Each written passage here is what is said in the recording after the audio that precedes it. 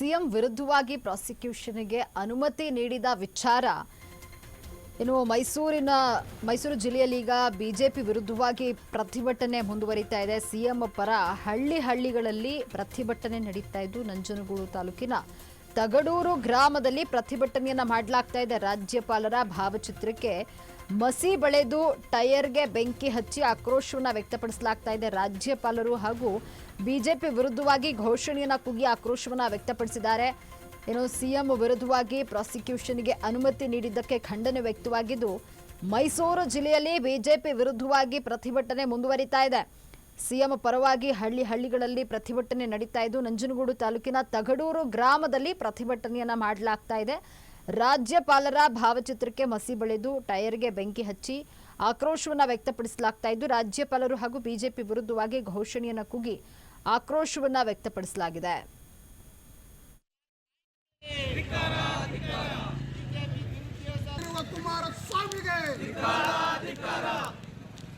ದೇಶದ ರಾಜಕಾರಣ ಮಾಡುತ್ತಿರುವ ಕುಮಾರಸ್ವಾಮಿ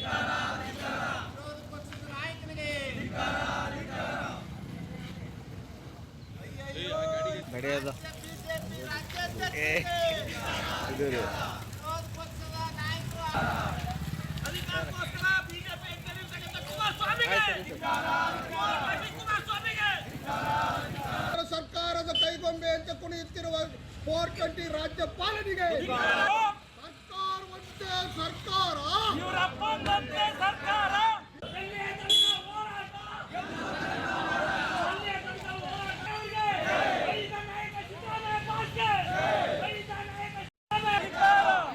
ಸರ್ಕಾರ ಕೈಗೊಂಬೆ ಅಂತ ಕುಣಿಯುತ್ತಿರುವ 420 ರಾಜ್ಯಪಾಲನಿಗೆ ಕೇಂದ್ರ ಸರ್ಕಾರದ ಕೈಗೊಂಬೆ ಕಾರ್ಯಕ್ರಮಗಳನ್ನ ಕೊಟ್ಟಿದ್ದಾರೆ. ಈ ಕಾರ್ಯಕ್ರಮಗಳನ್ನ ಬಿಜೆಪಿಯವ್ರ ಕೈಲಿ ಸಹಿಸ್ಕೊಳಕ ಆಯ್ತಾ ಇಲ್ಲ. ಹೆಂಗಾರು ಮಾಡಿ ಸಿದ್ದರಾಮಯ್ಯ ಮೊದಲೊಂದು ಸಾರಿ 5 ವರ್ಷ ಸಂಪೂರ್ಣವಾಗಿ ಆಡಳಿತ ಮಾಡಿದ್ದಾರೆ. ಈಗಲೂ 5 ವರ್ಷ ಆಡಳಿತ ಮಾಡ್ಬಿಡ್ತಾರ, ಇವರು ಯಾವುದೇ ರೀತಿ ಹಗರಣ ಇಲ್ಲ ಅನ್ನೋ ಉದ್ದೇಶ ಇಟ್ಕೊಂಡು ಹಿಂಬಾಗಿಲಿನಿಂದ ಬಂದು ಅಧಿಕಾರ ಹಿಡಿಬೇಕು ಅನ್ನೋ ಸಂಚಿನಿಂದ ದುರುದ್ದೇಶದಿಂದ ಇವರು ದೇಶದ ರಾಜಕಾರಣವನ್ನು ಬಿಜೆಪಿ ಸರ್ಕಾರ ಮಾಡ್ತಾ ಇದೆ. ಈಗ ನಿಜವಾಗ್ಲೂ ಹಗರಣ ಅಂತಂದ್ರೆ ಈಗ ಹಿಂದ ಕುಮಾರಸ್ವಾಮಿ, ಯಡಿಯೂರಪ್ಪ, ವಿಜೇಂದ್ರ, ಕೇಂದ್ರ ನಾಯಕರು ಎಲ್ಲ ರಾಜಕೀಯಕ್ಕೆ ಬಂದಿದ್ದಾರೆ. ನೀವು ರಾಜಕೀಯಕ್ಕೆ ಬರಾಗ ನಿಮ್ಮ ಆಸ್ತಿ ಎಷ್ಟಿತ್ತು? ಈಗ ಸಿದ್ದರಾಮಯ್ಯ ರಾಜಕೀಯಕ್ಕೆ ಬಂದು ಸಿದ್ದರಾಮಯ್ಯನ ಆಸ್ತಿ ಎಷ್ಟಿತ್ತು? ನಿಮ್ಗೆ ತಾಕತ್ತಿದ್ರ ದಮ್ಮಿದ್ರ ಬನ್ನಿ ನಿಮ್ಮಂತ ತನಿಖೆಗ ನೇರ ಸವಾಲ್ ಮಾಡ. ವಿಜೇಂದ್ರ ಅವ್ರ ನಾನೊಂದು ಮಾತು ಹೇಳ್ತೀನಿ ಕೇಳಿ. ನಿಮ್ಮ ಮನೆಯಲ್ಲಿರೋ ಕೆಲಸದವರು ಕೋಟ್ಯಾಂತರ ರೂಪಾಯಿ ಆಸ್ತಿ ಮಾಡವ್ರ.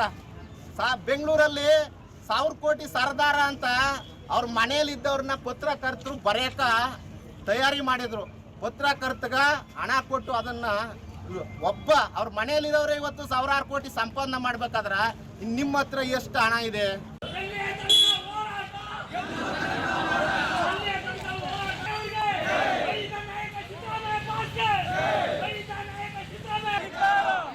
ಸರ್ಕಾರದ ಕೈಗೊಂಬೆ ಅಂತ ಕುಣಿಯುತ್ತಿರುವ 420 ರಾಜ್ಯಪಾಲನಿಗೆ ಕೇಂದ್ರ ಸರ್ಕಾರದ ಕೈಗೊಂಬೆ ಅಂತ ಕುಣಿಯುತ್ತಿರುವ ರಾಜ್ಯಪಾಲನಿಗೆ